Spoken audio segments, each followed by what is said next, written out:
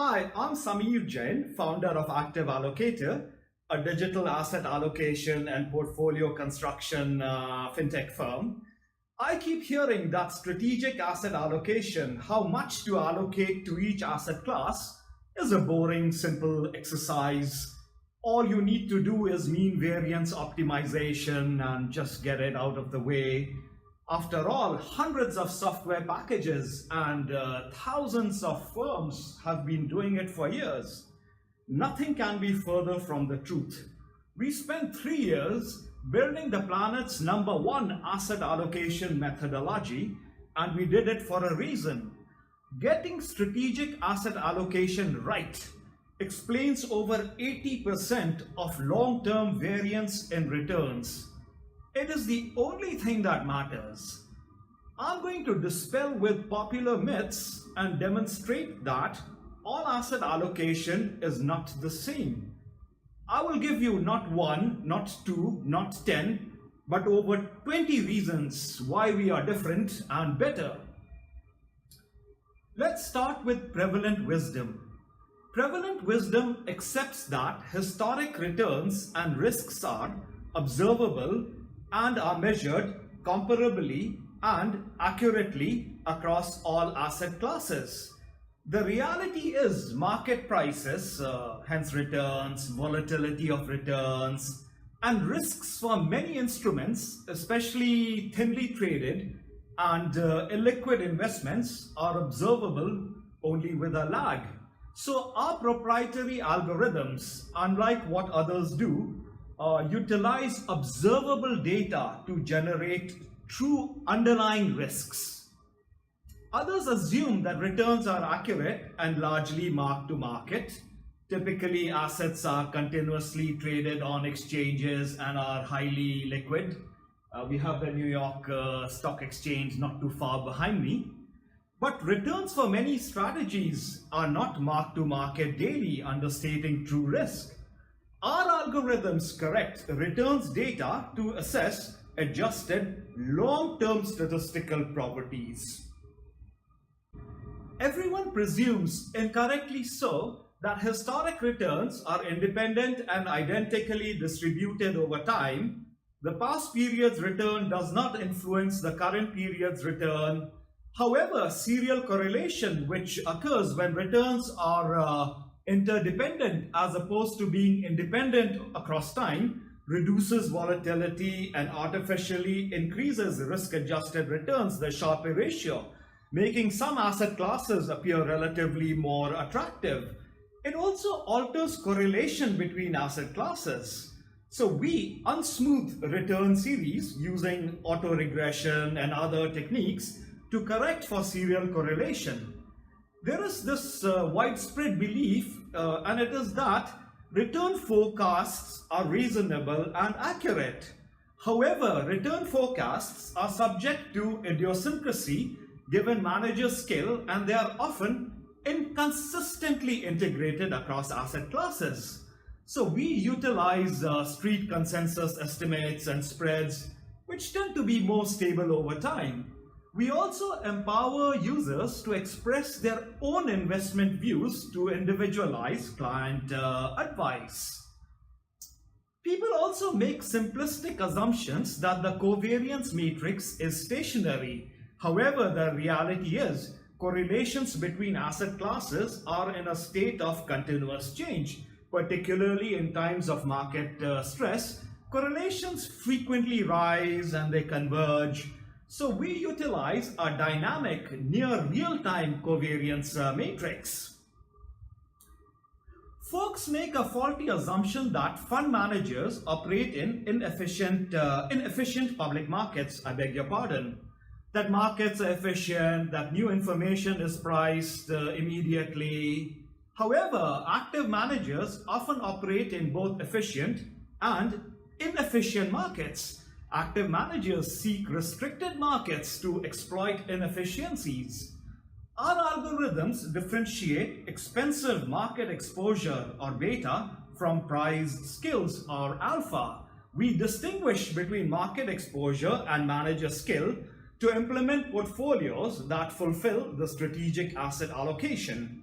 Nearly everyone I know offers a very oversimplified investable universe, typically 10, 15 or fewer asset subclasses. However, the investable universe is much more diverse, and there is value to precisely classifying investment types and styles. We offer over 50 subclasses to choose from as our proprietary algorithms reduce estimation errors. Folks accept that there is a fair degree of homogeneity between sub-asset classes. We believe that there is greater heterogeneity in sub-strategies. So we account for specific characteristics of each subclass in our optimization. For example, strategies that demonstrate higher predictive statistical homogeneity in returns are grouped into baskets to attenuate the pernicious effects of style drift. Other systems assume that investors and fund managers possess comparable information on underlying investments. Truth is, there is asymmetric information. Fund managers know more than their investors do. So our forthcoming portfolio construction technology utilizes a probabilistic Bayesian construct with assigned confidence levels to overcome this information asymmetry. Everyone knows that liquidity and asset classes are dissimilar. Many investments contain significant degrees of structural illiquidity or tradability restrictions that limit one's ability to rebalance. Yet nobody has been able to solve this problem.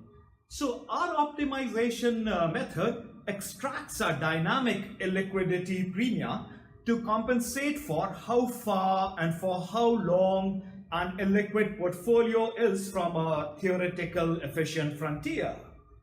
Now, when it comes to hedge funds, folks are obsessed with historical returns and operational due diligence. They assume that there is no selection bias in historical returns time series. However, a selection bias exists when databases incorporate the performance of only those managers who choose to report, and managers who perform better are typically more likely to report, creating an upward bias in an index. We utilize databases and indices that are designed to filter out bias, and we incorporate a bunch of statistical methods to further reduce bias. Others also make the flawed assumption that there is no short history bias at asset class levels. But short history bias exists at the manager level, where shorter history may not accurately reflect longer term returns. So we assign probabilities to historical returns and probability weights to predicted versus realized. Another big flaw is treating that there is no survivorship biases in indices data, but managers may cease reporting, typically due to poor performance, resulting in an overestimation of returns. So what we do is we filter out bias and use statistical methods to further reduce bias. When investing in funds with lockups, people assume that there is no strategy drift.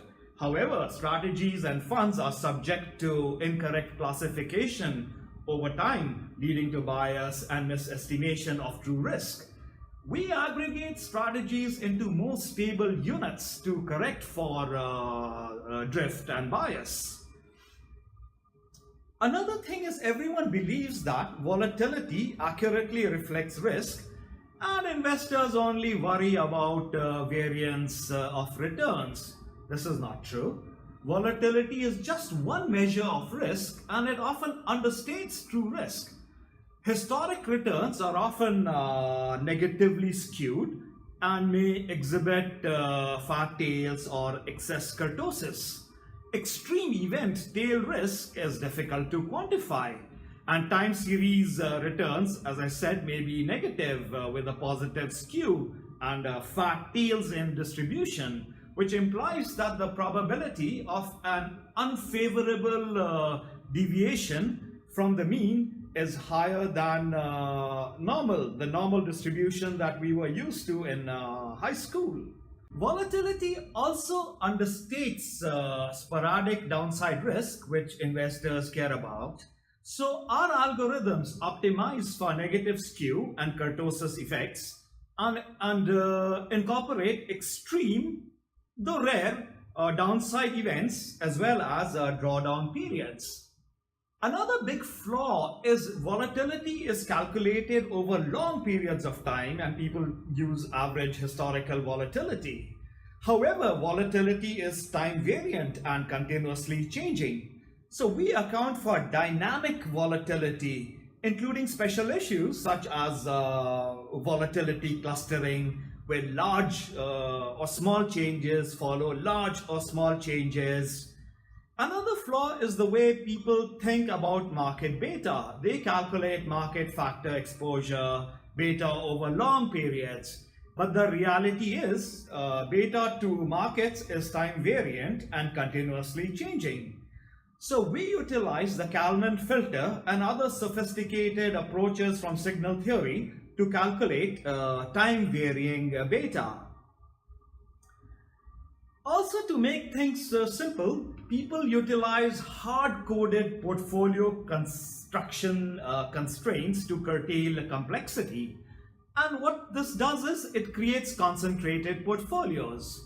We offer flexibility to change portfolio constraints on the fly, such as limits on individual asset class exposure, limits on groups of asset classes, and also our optimization considerations then include minimizing maximum drawdowns, long-term beta effects, the distribution of returns, average loss, worst period returns across varying market cycles. Building off dated modern portfolio theory, most methods assume that investors have a quadratic utility function and can be lumped into coarse-grained categories that is gleaned from static client portfolio questionnaires. We believe each investor is unique and investor circumstances may change suddenly. We therefore create bespoke portfolios, mass customization, personalization, and portfolio of one. Since often clients don't know any better, and all that I'm describing here is very, very hard to design, code, and implement, the general simplified approach suggests that investors invest passively at the broad asset class level using inexpensive indices. However, that's not the answer. Solving for complexities of alternative investments and active management techniques and purposively including them into the portfolio construction process can be beneficial. So what we do is we synthesize market fundamentals, manager skills, illiquidity premium, downside risk management to optimize expected returns. I could go on and on and on, but I hope you're beginning to get some sense of how different and how sophisticated our approach is. So all asset allocation is not the same, and I encourage you to check us out on ActiveAllocator.com, take a test drive, and if you like what you see, do get in touch with me. And thanks for listening in. Bye-bye.